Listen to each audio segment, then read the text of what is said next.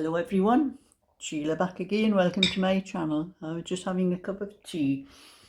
It is now 2:30. I'll have to put my clock right. I think I've moved the little hand round too far. It's only 2:30, but it's actually on the 3 mark. So it's going to be, when it says 3 o'clock, it's going to be between the 3 and 4. I'm looking at my clock on the mantelpiece there. You can't see it from here. But I've been sewing up my sweater. I've got the shoulders and the sleeve seams on, and I was a little bit worried because I did do the neck on 2.75 needles, and there is 1 or 2 stitches less than I had on the original, because naturally it's a smaller size. But I did pull it over my head. It does go over my head okay, and it is close around my neck. But the original one I did before this did stretch a lot, so it'll probably not stay that tight. But I have been doing the ribs on 275mm needles because I want them tighter so they don't stretch like they did on the other one. So anyway, that's how far I've got. I have to turn it inside out for to start stitching up the sleeves.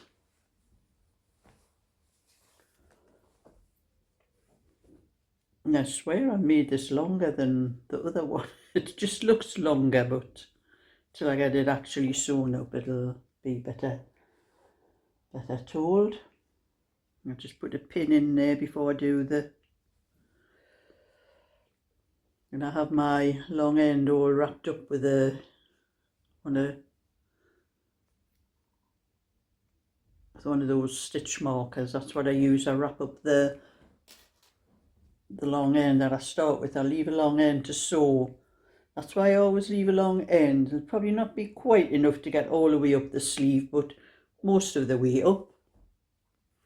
Instead of starting off with a little bit, which a lot of people do, to start off with a little bit, which they have to cut off and get another piece to sew up the side. I thought, well, why not just start off with a very long bit like that? That's what I've always done. And thread this needle.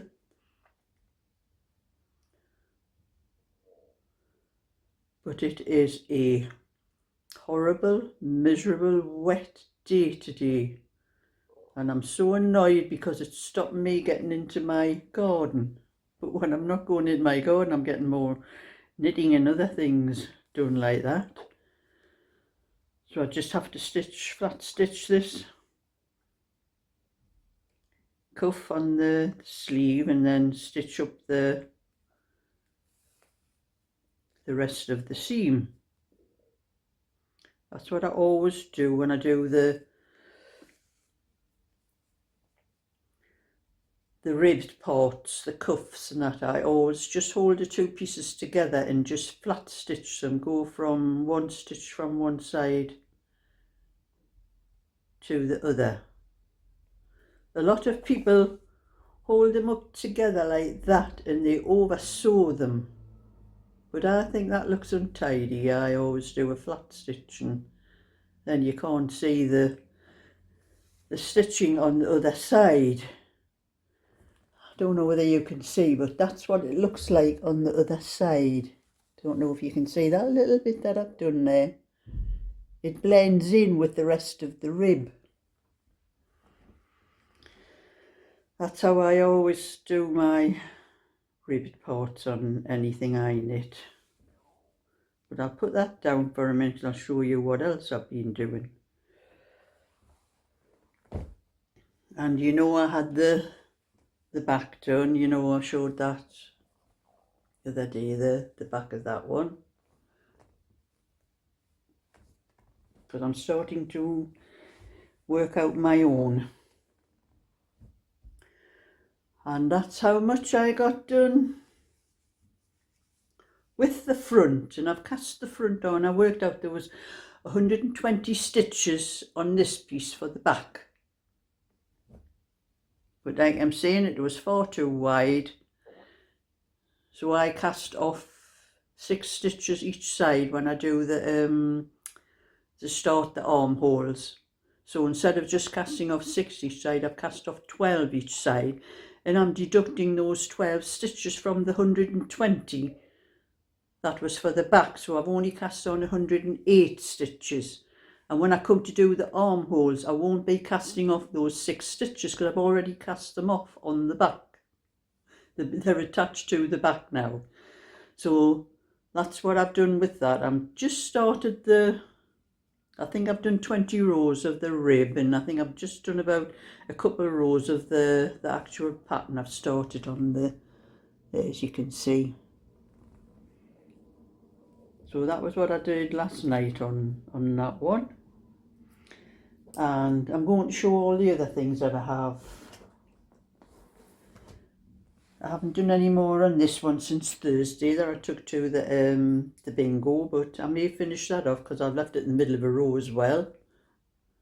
But I may finish it off up to the neckband, just to finish the piece instead of having it left on the needles all the time. So that is that piece. And this is something, it is crochet, which I'll be keeping for my crochet channel, but what I'm going to do is a tutorial to show how, as you can see, this colour, I've joined the colour, the yellow in the bottom, I've joined the colour in, and you can see there, I'll have to keep turning it round, there, that's where I start the row from. You turn it round.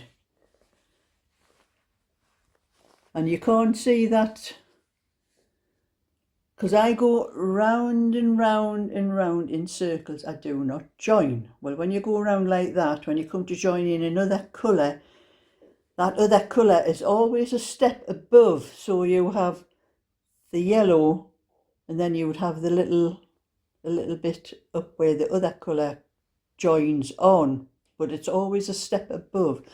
But I know how to work that out so you don't get that step above. So I'm going to do a tutorial because I do have a little bit more yellow to join. I won't have enough of the yellow to finish it off. I think I have some grey that I'm going to use for it after I finish, because that's all the yellow I have left.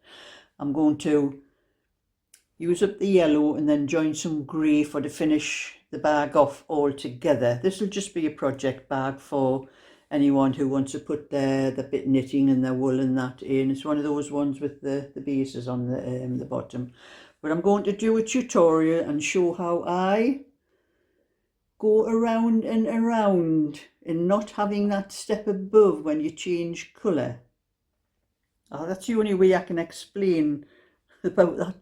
The step, I don't know what it's called, but it's when you change colour, you're coming along with one colour, and then when you start the other colour, it's always that little bit above like that, and so you always have that little step.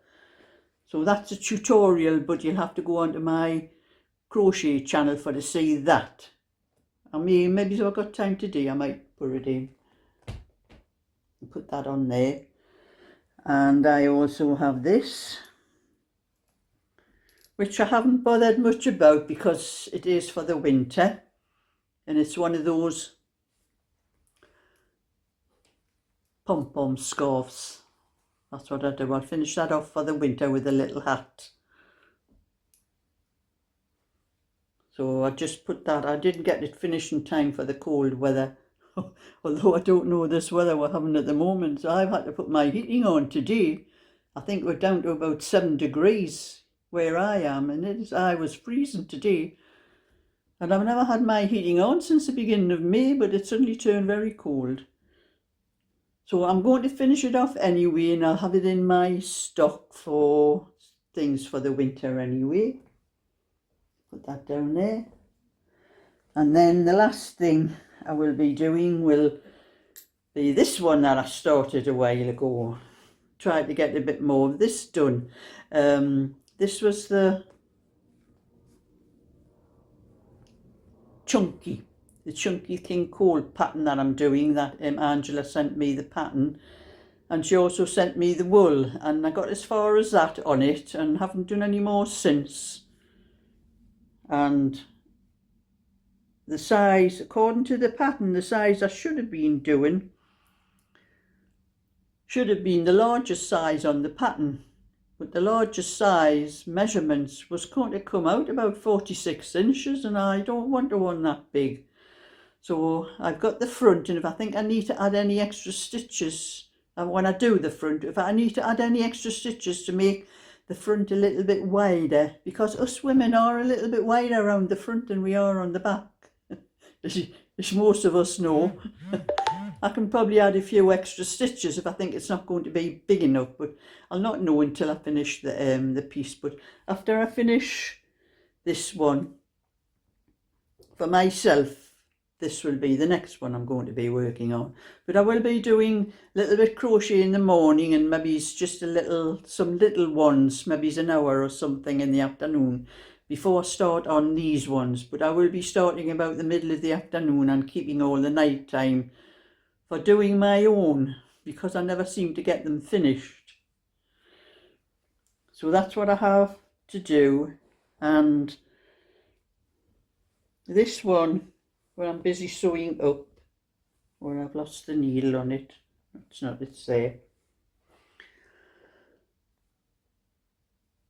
And like I'm seeing about the neck on it, the neck stretched very bad on the other one. And even this sweater I'm wearing, I do have a photograph somewhere, I'll have to hunt it out. When I first made this sweater, and I took a photograph wearing it, and the neck on it was closer up like that. It was close to my neck like that, and when it's like that, the shoulder comes higher up on your shoulders.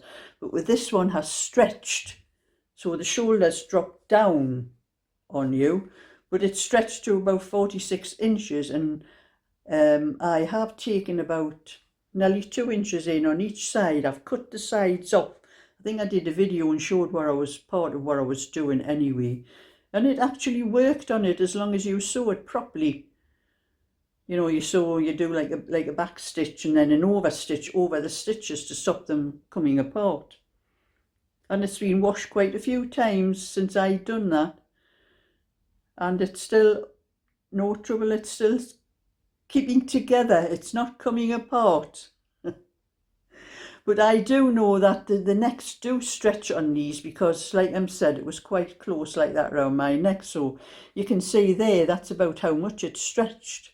The wool or the acrylic these days is no comparison to the wool we used to get years ago. There's, like I said, I have sweaters and cardigans that I've knit a lot of years ago, and they're still as good as the day I knit them. But these ones nowadays, the wool there's just no comparison. It's just not as good. Even the premium, which this sweater is, it's premium yarn. And it's not the way I wash things either. I only wash acrylics on a cool wash. I never wash anything in hot water that's made of acrylic. In fact, I wash everything on a cool wash. I don't wash anything on anything else. So I know it's not the way it's washed. It's the wool just does not keep its shape like it used to. Or the yarn, the acrylic, it's not wool. Wool is pure wool. This is so that's what I'm going to do. But I have just a little bit video I'm going to show you. My granddaughter has put a video up today, and I've pinched a little bit of her video.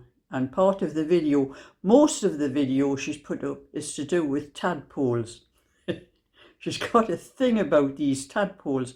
One of her sons, 10-year-old Tommy, I think it was, brought them from school, from a garden thing they have to do with the school, and he brought a tub thing full with tadpoles in for them to look after.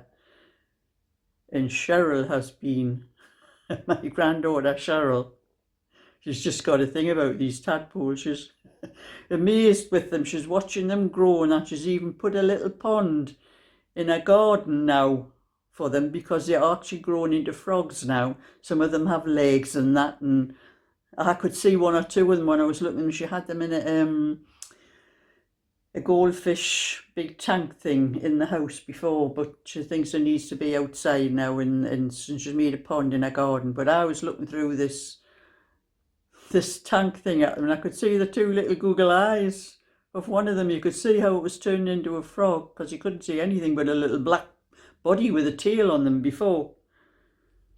But she's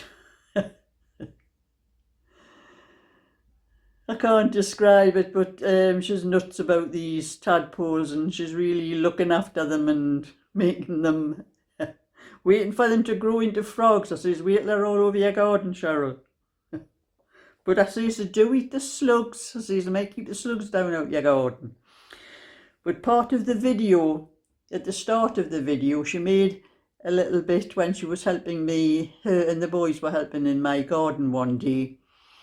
It's only probably just over a minute, but I've cut that little bit out. I've pinched a video and I've cut that little bit out, and I'm going to show you the little bit that where Cheryl and, well, two of the kids were helping. The oldest one, we did manage to get him into the garden to help a little bit, but all he wanted to do was sit on his phone. That's a 14-year-old one.